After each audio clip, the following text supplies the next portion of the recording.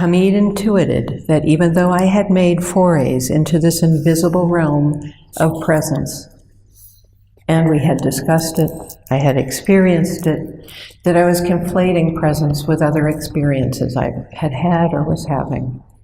It was not crisp and discriminated for me yet. Hamid fell silent for a while and then said, "Reach out your hand." I did. It was this hand. He cupped his hand and circled it in the air, as if through extracting and gathering some mysterious nectar. He literally did this. Then he leaned over, stretched out his arm toward my waiting palm, and poured the substance into it. I felt the viscous fluid pooling as it impregnated my hand with its immediacy. The sensation continued to deepen and strengthen. Its slippery aliveness beckoned every cell awake as it moved up my right arm.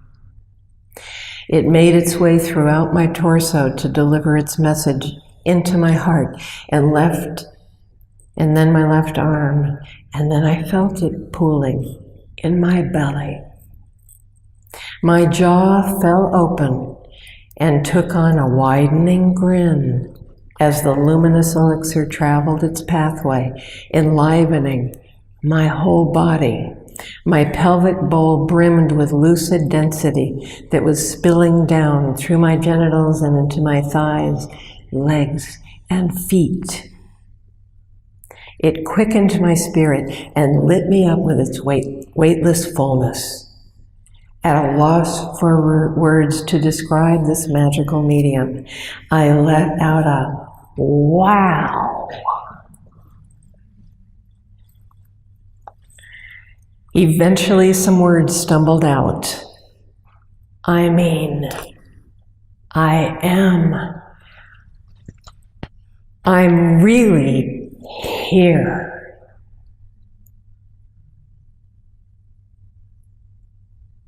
And it was so real. It was undoubtable.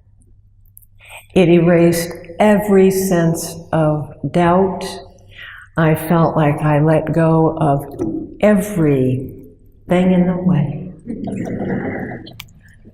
It was completely certain that here-ness was just a presence of here-ness, not just, oh, yeah, I'm really here, I'm in the moment, I'm attending to what's here right now, I'm not distracted. No, this was an undistractable, indestructible presence that was so lucid and clear. It was luminous and so now. It was like beyond now. It was like the mother of now. And that is what is necessary on any journey, that there are tools to find that place where you are undoubtable. Now, many people in the teaching say, but you don't do transmission like that. Right.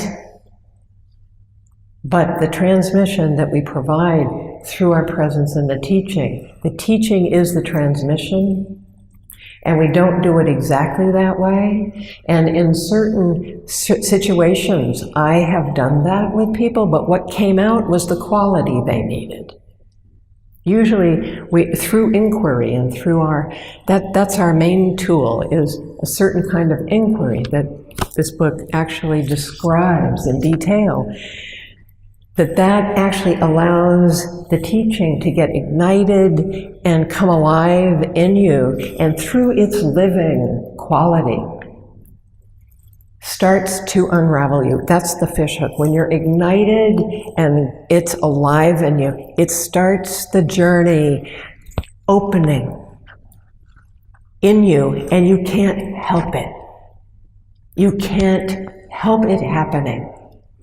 There was, as I look back on it, a very particular reason Hamid did it with me that night. And what I realized some time ago was that that was a kind of presence that's unusual to get at the beginning. It was pure presence without any quality to it. It wasn't exactly clarity. It wasn't exactly luminosity. It felt like it had all of the qualities in it. It was pure presence that flowed through me. And what I learned when I was reading this book, when I felt the state that was in that moment, I recognized that what he transmitted to me at that moment, and that he was not moved to do it again, was the totality of the teaching into my soul that began to open up itself. And I was a quick study. I learned a lot from Hamid over the years, and I still do. And he was teaching, and I would sit there and I would be listening. He was not a formal teacher to me, but he certainly was my teacher.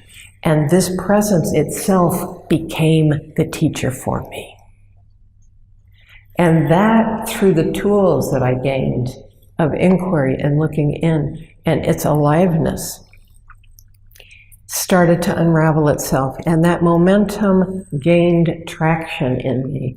And so as we would have discussions, I would be feeling things opening up at the level we both were at that I caught up to rather quickly. He still had a deal more knowledge than I did.